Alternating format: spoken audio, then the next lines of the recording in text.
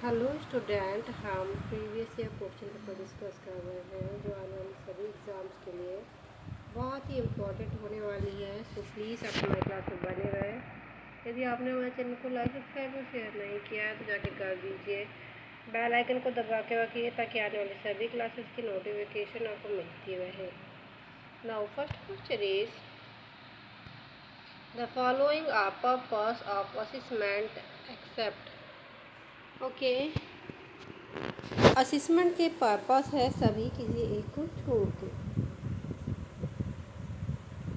तो क्या होगा?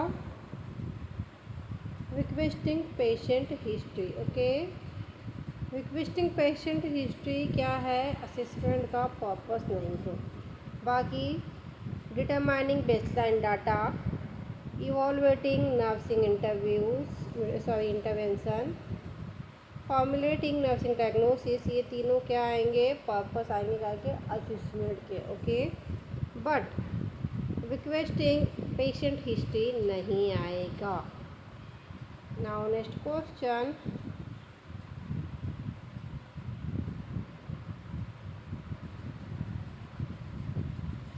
The assessment technique that determines whether of underlying tissue is filled with air, fluid or solid is okay। तो ऐसी assessment technique क्या कहलाती है? वो कहलाती है परसिक्यूशन। ओके, क्या कहलाती है? प्रिकॉशंस। ओके, क्या कहलाती है? प्रिकॉशंस। आपने पढ़ा है असेसमेंट की टेक्निक है ना, अस्कल्टेशन, इंस्पेक्शन, पल्पेशन, परकशन, तो वो परकशन कहलाती है। Okay, now next question,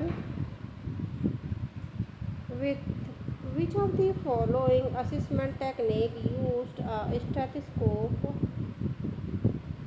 augment the sense of hearing?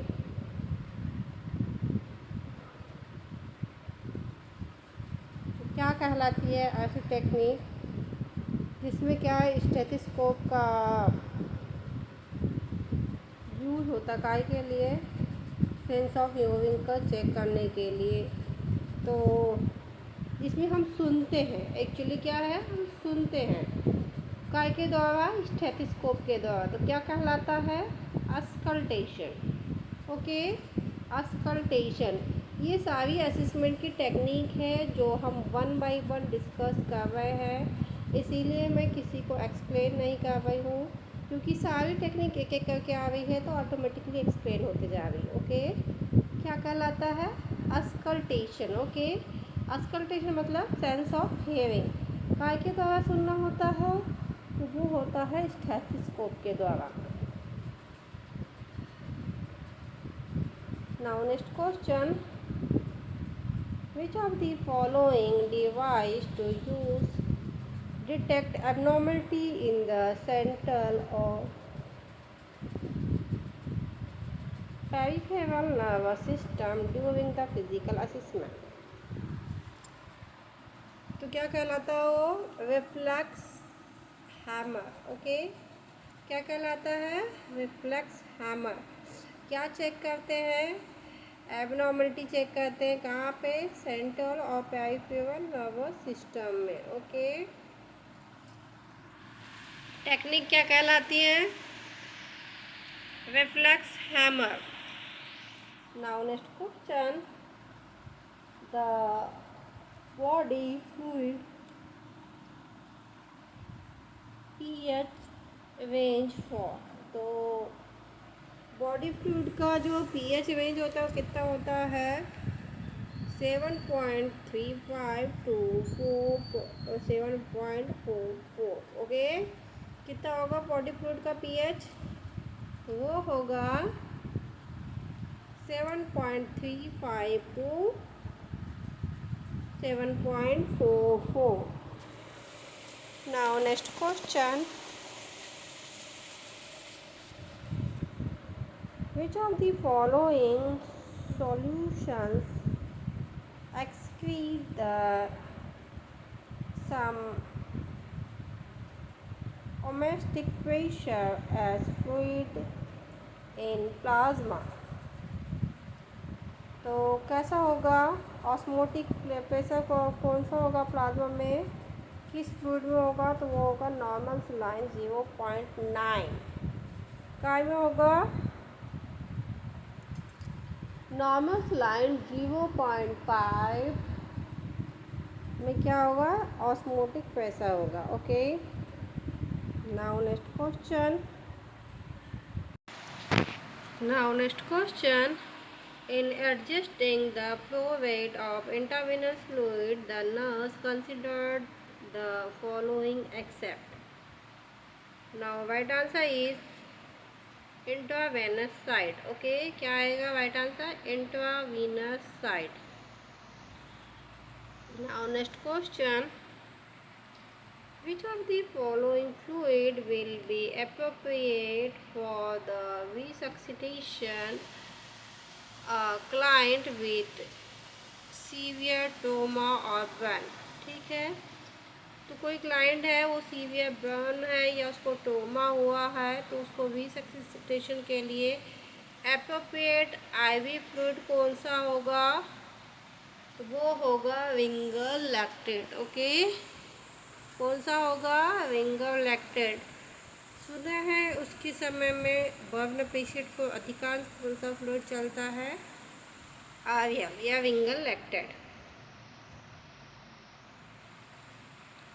Now next question. IV 1 liter normal saline has been prescribed to administered in 24 hours. Calculate the drop weight with a drop factor 10 drop per ml। तो इसका calculation करना है इसका फॉर्मूले के साथ में, तो कितना आ जाएगा 7 ड्रॉप पर मिनट। ओके, देखिए यहाँ पे नॉर्मल सलाइन दी है लीटर में, समय दिया हुआ है और ड्रॉप फैक्टर दिया है, तो हम निकाल लेंगे तो कितना आएगा 7 ड्रॉप पर minute. Now next question.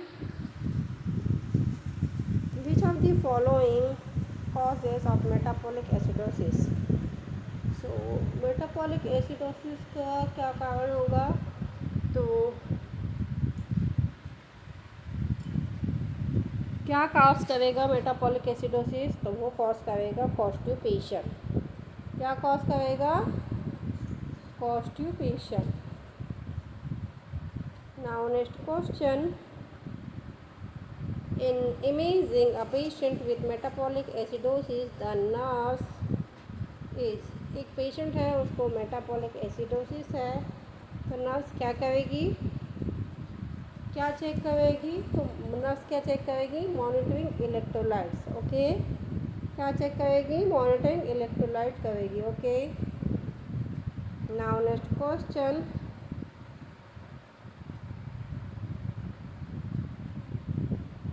An adult with the weight of 88 with height of 1.4 meter can be described as।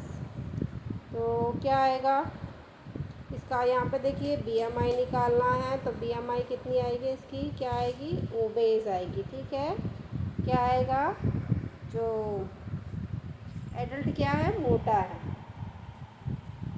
Now next question. During teaching in obese patient, the nurse is encouraged the patient to do following except। तो सभी को सब कुछ करने के लिए बोल सकती है, किसी एक को छोड़ के, तो क्या बोलेगी, तो वो है ईट एनर्जी डेंस फूड। ओके, क्या बोलेगी एनर्जी डेंस फूड। काय के लिए पेशेंट को इनकरेज करना है, काय के लिए स्लिम होने के लिए, जब इनकरेज करना तो क्या बोलेगी एनर्जी वाला फूड खाओ। Now next question. मिस्टर बंधु 32-year-old man is suffering from tuberculosis and HIV on isolation ward. Care provide should do all of the following except. तो एक मिस्टर बंधु है, उनको क्या है, HIV भी है, साथ में क्या है, ट्यूबरक्लोसिस है। तो उनको क्या है, आइसोलेशन वार्ड में रखा गया है, ठीक है। तो अब आइसोलेशन वार्ड में रखा हुआ सारी चीज़ करना है, किसी एक को छोड़ के। तो क्या करना है, we are face mask when attending the patient. देखो सबसे पहला तो क्या है कि उसको ट्यूबरक्लोसिस है ना, तो ट्यूबरक्लोसिस में फेस मास्क तो रखना ही है। क्यों? क्योंकि इसमें ड्रॉपलेट इन्फेक्शन होता है, मोड ऑफ ट्रांसमिशन। और साथ में HIV, सोने पे सुहागा वाली बात हो गई है। तो क्या करेंगे अपन, wear face mask attending the patient. Okay,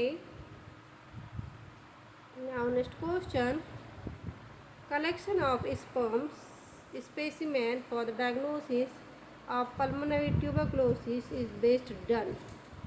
तो sorry, it is not a sperm, it is a sputum. Okay, तो स्पूटम कलेक्शन डायग्नोसिस के लिए कब किया जाता है, तो वो किया जाता है early in the morning. Okay, कब किया जाता है, अर्ली इन द मॉर्निंग।